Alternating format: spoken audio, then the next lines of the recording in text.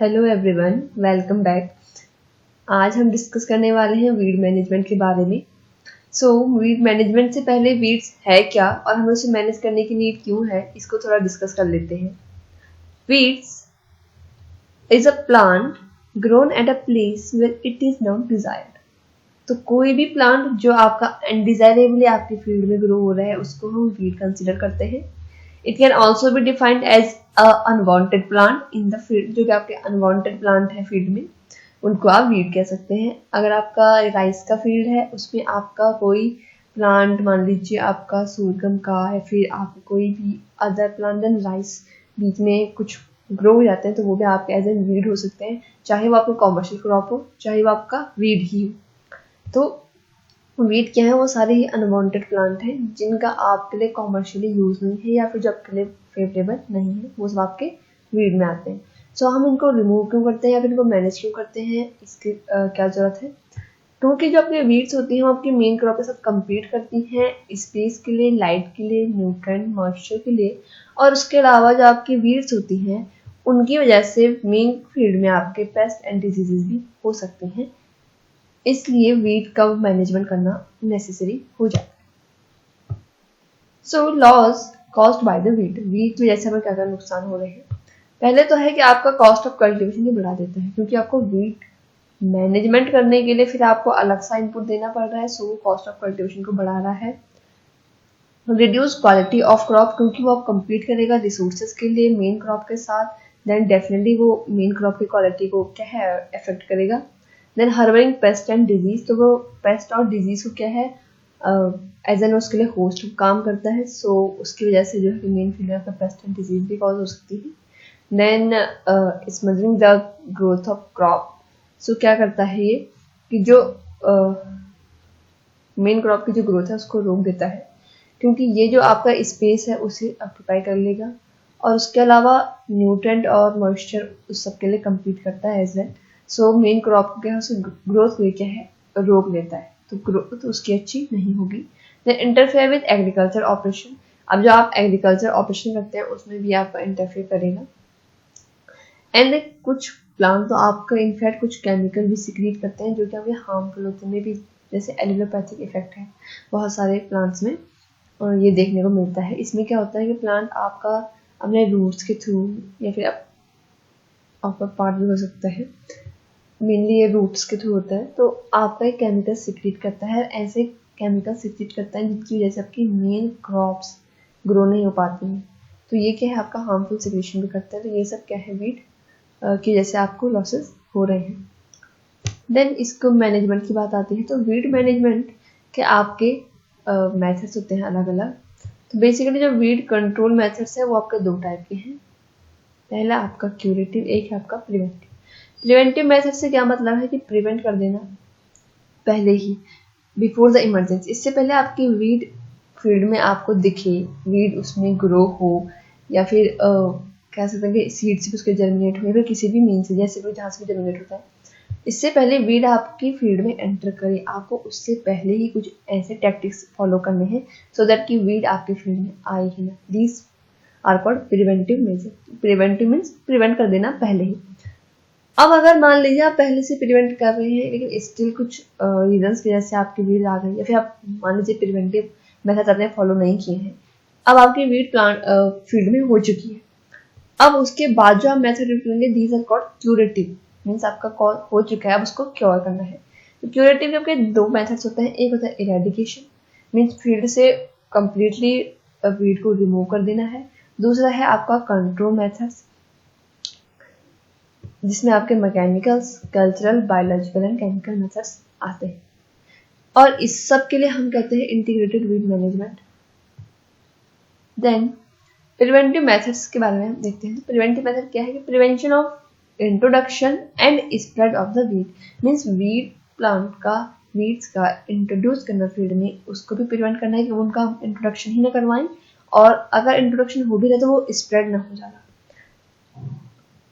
तो इसके लिए हम क्या करते हैं कि sowing of weed free seed. अब आप सोइंग करेंगे तो सीड आपको अच्छी क्वालिटी का लेना है जिसमें आपके वीड्स के सीड्स नहीं हैं। दूसरा, आपका इम्प्लीमेंट्स आपके क्लीन होने चाहिए, क्योंकि उनके थ्रू भी आपका सीड डिस्पर्सल हो जाता है वीड्स के। देन है removal of weed along the canal and irrigation channel. अब इरिगेशन चैनल या फिर अपने कैनाल्स होते हैं उनमें भी आपका वाटर के थ्रू वीड, मान लीजिए आपकी जो इरिगेशन कैनल है उसके अलॉन्ग साइड दोनों तरफ आपकी वीड ग्रो हो रही है, देन उसके सीड जो है वो आपके वाटर के थ्रू या फिर किसी और मीन से भी जो सीड जिससे भी आपका वीड जर्मिनेट हो रहा है वो इरिगेशन चैनल के थ्रू भी आपका एक जगह से दूसरी जगह मूव कर सकता है। देन है care in transplanting of seedling and plant. जब आप ट्रांसप्लांटिंग करते हैं उस टाइम पे आपको ध्यान देना है कि उसके साथ कोई वीड प्लांट ना हो या फिर वीड की सीड्स ना हो। Then use of well rotten manure. इसका क्या रीजन है कि जब आपका मैन्योर वेल रोटन अच्छे से डिकम्पोज होता है तो उसमें जो सीड्स होते हैं वो भी आपके डिकम्पोज हो चुके होते हैं, जो कि इनवाइबल हो जाते हैं, नॉन वाइबल हो जाते हैं। अगर आपका अच्छे से डिकम्पोज नहीं है, वेल रोटन मैन्योर नहीं है, तो उसमें जो सीड्स होते हैं वो आपके वाइबल हो सकते हैं, वो भी आपके वीड के सीड इसके थ्रू भी आपका डिस्पर्स हो सकते हैं। Then avoiding passing of cattle from weed infested area. तो आपके जो कैटल्स हैं अगर वो आपके वीड इन्फेस्टेड एरिया से पास हो रही हैं और देन आपके फीड की तरफ मूव कर रहे हैं, मीनिंग उनके मूवमेंट की वजह से भी डिस्पर्सल हो सकता है। देन आपके क्वारंटीन मेथड्स। तो क्वारंटीन मेथड्स में आपका क्या आता है, आप किसी नए प्लांट को अपने फील्ड में लाने से पहले उसको एक प्रोटेक्टेड एरिया में जहाँ पे वो प्रोटेक्टेड हो वहाँ पे उसको ग्रो करते हैं, सो दैट ये देखने के लिए कि उसके साथ कोई वीड वगैरह ना हो। कुछ पीरियड के बाद जब आप उसको वहाँ पे ग्रो करेंगे आप देखेंगे कि उसमें सब कुछ सही है, ना उसमें कोई वीड है, ना डिजीज है, ना पेस्ट है। उसके बाद ही आप उसको अपने मेन फील्ड में इंट्रोड्यूस करते हैं। And use of pre emergence herbicides. कुछ हर्बिसाइड्स होते हैं। हर्बिसाइड्स क्या है, आपके केमिकल्स हैं जिनको आप यूज कर रहे हैं वीड को डिस्ट्रॉय करने के लिए, कह सकते हैं वीड का मैनेजमेंट करने के लिए। तो दीज आर कॉल्ड हर्बिसाइड्स, एक आपके केमिकल्स हैं। अब ये आपके दो टाइप के हैं, pre emergence and post emergence. Pre emergence means weed आपकी ग्रो अभी हुई नहीं है लेकिन आप पहले हर्बिसाइड को फील्ड में अप्लाई कर देंगे सो दैट कि वीड उसमें ग्रो हो ही ना। And post emergence means weed आपकी इमर्ज हो जाती है, ग्रो हो जाएगी, उसके बाद आप हर्बिसाइड को अप्लाई करेंगे ताकि वो वीड को क्या है डिस्ट्रॉय कर सके।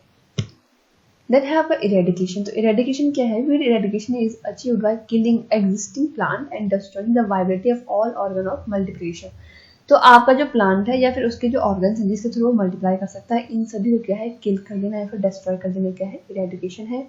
It is desirable and economical only when weed is extremely noxious and persistent. जब आपकी वीड बहुत ज़्यादा नोशियस में बहुत ही आपकी इस टाइप की जिसको आप मैनुअली कंट्रोल न कर पाएँ या फिर आपके सारे के सारे मेजर्स आपके फेल हो जाए, सब कंट्रोल नहीं कर पाते उसको, देन आपको इरेडिकेशन करना पड़ता है।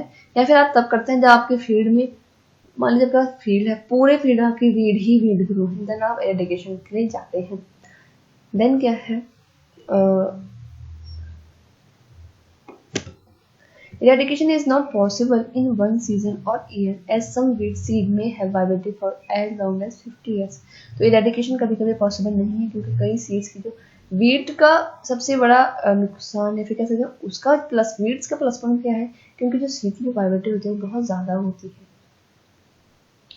देखिए ऑलमोस्ट 50 ईयर्स तक उसकी सीड वाइबल है, एक जगह पे एक बार वीट का सीड पड़ गया देन वो अगले 50 ईयर तक ग्रो हो सकता है। तो ये एक प्रॉब्लम है वीड्स की। देन मैकेनिकल मेथड्स क्या हैं, तो मैकेनिकली मीन्स आप उसको अपने मैकेनिकली उसको क्या है कंट्रोल करें, लाइक आप होइंग कर देते हैं फील्ड में, तो होइंग के थ्रू भी क्या है आपका जो वीड ग्रो नहीं हो पाएंगे इंटर स्पेसिस में। देन आपका हैंड वीडिंग है, नॉर्मली जब हैंड से ही वीड्स को, weeding means removal of weeds from field, hand के थ्रू नॉर्मली मैनुअली कर देते हैं। देन डिगिंग, जो आप डिगिंग कर देंगे तो जो वीड के सीड्स हैं या फिर वीड है उन सबको रिमूव करना। देन मोइंग है, मोइंग क्या है आपका जैसे आपका ग्रासेज में होता है, आप उसके अपर पोर्शन को, रूट्स को नहीं, उसके सिर्फ अपर पोर्शन को रिमूव कर देते हैं। देन आपका बर्निंग है, या तो आप सीधे सीधे पूरे फील्ड में आप बर्न कर देते हैं सो दैट सीड और उसका प्लांट जो है आपका बर्न हो जाए। देन मल्चिंग है, मल्चिंग हम पहले भी डिस्कस कर चुके हैं, मल्चिंग क्या होता है, कवरिंग ऑफ द फील्ड या फिर जब लैंड है उसको कवर कर देना किसी इनऑर्गेनिक ऑर्गेनिक मीन से। उससे क्या होता है कि स्पेस में जो इंटर स्पेस है उसमें वीड ग्रो नहीं हो पाते क्योंकि उसको तो हम कवर कर लेते हैं। सो जो वीड के सीड है उनको प्रॉपर सनलाइट और रिसोर्स, सनलाइट में लाइट उसको प्रोवाइड नहीं हो पाते जिससे वो ग्रो हो सके। यानी मैकेनिकल से कल्चरल मेथड्स क्या है कि सिलेक्शन ऑफ क्रॉप, आपको क्रॉप को क्या है आपको सेलेक्ट करना। एक एक्यूरेट क्रॉप को चूज़ करना भी बहुत इम्पोर्टेंट होता है। कई क्रॉप्स के साथ क्या होता है कि कई फील्ड मतलब कह सकते हैं कि एक एसोसिएशन होता है अलग अलग वीड्स का पर्टिकुलर क्रॉप्स के साथ। तो जब आपको दिख रहा है कि आपके फील्ड में ये पर्टिकुलर वीड है जो बहुत ज़्यादा है, तो आपको ऐसी क्रॉप ग्रो नहीं करनी है जो कि जिनका उनके साथ एसोसिएशन हो। देन है आपकी क्रॉप रोटेशन। क्रॉप रोटेशन को हमेशा फॉलो करना है। सेम फैमिलीज की या फिर सेम टाइप की क्रॉप बार बार फील्ड में नहीं लगानी है। क्रॉप रोटेशन का मीन्स है कि एक क्रॉप के बाद आपको दूसरी टाइप की क्रॉप लगानी है, देन तीसरी टाइप की। मान लीजिए अभी हम पोटैटो लगा देंगे, सोलेनेसी फैमिली से है, देन नेक्स्ट है कुकुरबिटेसी फैमिली से कोई वेजिटेबल लगा सकते हैं। उसके बाद हम कोई फ्लावर क्रॉप भी लगा सकते हैं। मीन्स डिफर होनी चाहिए क्रॉप एक दूसरे से। देन है यूज ऑफ कंपोस्ट और मैन्योर। मैन्योर और कंपोस्ट का आप यूज करेंगे तो इससे क्या होता है, आपके जो कंपोस्ट या फिर जो मैन्योर है वो उनमें न सिर्फ न्यूट्रेंट होते हैं बल्कि उनमें क्या है आपके ऐसे भी कह सकते हैं कि केमिकल सब्सटेंस प्रेजेंट होते हैं जो आपके प्रिवेंट करते हैं वीड्स को। Then allowing the land to fallow means कि लैंड को खाली छोड़ देना कुछ टाइम के लिए, उसमें कोई कल्टीवेशन न करना। क्योंकि अब क्या है कि लैंड को अगर हम इस सीजन में क्रॉप ग्रो करते हैं, देन उसके तुरंत बाद हार्वेस्टिंग के तुरंत बाद दोबारा कोई क्रॉप ग्रो करते हैं, देन दोबारा, इससे क्या होता है कि प्रैक्टिस चलती रहती है। और उसमें क्या है आप न्यूट्रिएंट भी अप्लाई करेंगे, मॉइस्चर भी अप्लाई करेंगे, क्योंकि मेन क्रॉप को तो सब कुछ चाहिए, तो वीड को भी फिर वो सब कुछ अवेलेबल होता है। लेकिन अगर आप लैंड को छोड़ देते हैं कुछ टाइम के लिए, उसमें आप कल्टिवेशन नहीं करते हैं, मान लीजिए एक सीजन में हमने कल्टिवेशन नहीं किया है या फिर एक मंथ के लिए 2 मंथ के लिए, तो उसमें क्या होता है ड्राई पीरियड आ जाता है फील्ड में, जिसकी वजह से वीड क्या है सस्टेन नहीं कर पाती है एंड वीड जो है डिस्ट्रॉय हो जाती है। देन है प्री सोइंग इरिगेशन। तो सोइंग से पहले भी आपको इरिगेशन करना है। देन सोइंग टाइम है। सोइंग टाइम का आपको ध्यान रखना है। कई बार क्या होता है लेट सोइंग की वजह से जो आपकी मेन क्रॉप है वो अच्छे से ग्रो नहीं हो पाती है, और उसका एडवांटेज आपकी वीड को हो जाता है। सो मेन क्रॉप का सोइंग टाइम प्रॉपर होना चाहिए। And then orientation of sowing and planting. तो आपकी ट्रांसप्लांटिंग, जब ट्रांसप्लांट करेंगे तो सोइंग करेंगे, उसका ओरिएंटेशन भी बहुत इंपॉर्टेंट होता है। उसका ओरिएंटेशन इस हिसाब से होना चाहिए कि जो रिसोर्सेज हैं, स्पीसीज है, लाइट है, जो भी आपका एक्सपोजर है लाइट का, वो सब आपके मेन क्रॉप को मिले, ना कि वीड्स को, ताकि ग्रो ना हो सके, कह सकते हैं। देन आपके बायोलॉजिकल मेथड्स। बायोलॉजिकल मेथड्स में आप क्या करेंगे, कोई ऑर्गेनिज्म आप यूज करते हैं मेनली। तो इसमें आपके 2 टाइप के हो सकते हैं। पहले है आपका प्लांट, जो आपके एज एन बायो एजेंट काम करते हैं वीड कंट्रोल में। इसका क्या मतलब है कि the different growth habit, adaptiveness and competitiveness of the plant over weed form the basis of the weed control by growing a particular crop. अब आपकी वीड है, अब आप क्या करेंगे, पर्टिकुलर जैसे आपका मेज है, मेज आप ग्रो कर रहे हैं, उसके बाद आपकी वीड हो सकती है। तो आप क्या करते हैं इंटरक्रॉपिंग करा देते हैं किसी और क्रॉप की भी। अब दोनों क्रॉप इस टाइप की होनी चाहिए जिनकी ग्रोथ हैबिट मैच कर रही हो, लेकिन अपोजिट हो वीड के साथ। तो मेज और आपको मान लीजिए हमें जिंजर या फिर टर्मरिक हमने ग्रो कर दिया इंटर स्पेस में, तो वो क्या होते हैं रैपिडली ग्रोइंग क्रॉप्स होती हैं, फटाफट से वो ग्रो हो जाती हैं, उनका फोलेज फटाफट बढ़ जाता है। तो ऐसे में क्या होता है कि वीड हो गया है, आपका प्रॉपर रिसोर्स अवेलेबल नहीं हो पाते हैं, वो फटाफट स्पेस ले लेते हैं जल्दी से, क्योंकि स्पेस ले लेंगे तो वीड आपकी ग्रो नहीं हो पाएगी। या फिर कुछ क्रॉप्स होते हैं जो कम्पिटिटिव होते हैं वीड्स के साथ, कुछ आपकी एग्जॉस्टिंग टाइप क्रॉप होती है जो सारा न्यूट्रिएंट खुद अपटेक कर लेती हैं। तो इस टाइप के क्रॉप को आप ग्रो कर सकते हैं सो दैट वीड के साथ उसका कॉम्पिटिशन बढ़ जाए और वीड क्या है सर्वाइव न कर पाए। देन दूसरा है आपके पैरासाइट, प्रीडेटर एंड पैथोजेंस। तो पैरासाइट्स क्या हैं आपके, ऐसे इंसेक्ट हो सकते हैं या फिर आपके और फंगस वगैरह भी हो सकते हैं। मेनली इसमें इंसेक्ट की बात हो रही है कि जो वीड प्लांट में रहें और उस पर ही फीड करें। और प्रीडेटर्स होते हैं लाइक आपके कह सकते हैं जो लोग डक फार्मिंग करते हैं, और भी पोल्ट्री में भी कह सकते हैं, हाँ पोल्ट्री फार्मिंग में भी कह सकते हैं। तो ये सब चीज़ें क्या होती हैं, ये आपके प्रेडेटर्स हैं। आपके वीड प्लांट को क्या है आपके अपटेक कर लेती हैं, उसको खा लेती हैं, तो आपके प्रेडेटर्स हैं। देन आपके पैथोजेंस क्या हैं आपके, जो आपके डिजीज कॉज कर रहे हैं। तो कई माइक्रो ऑर्गेनिज्म ऐसे होते हैं जो पर्टिकुलर किसी वीड पे ही डिजीज कॉज करेंगे, आपके मेन क्रॉप पर डिजीज कॉज नहीं करते हैं। तो ऐसे ऑर्गेनिज्म को आप यूज कर सकते हैं, और ऐसे इंसेक्ट को भी यूज कर सकते हैं जो आपके मेनली किसी पर्टिकुलर वीड पे ही क्या है आपके इन्फेस्टेशन कर रहे हैं। तो ये था आपका weed management. Thank you for watching.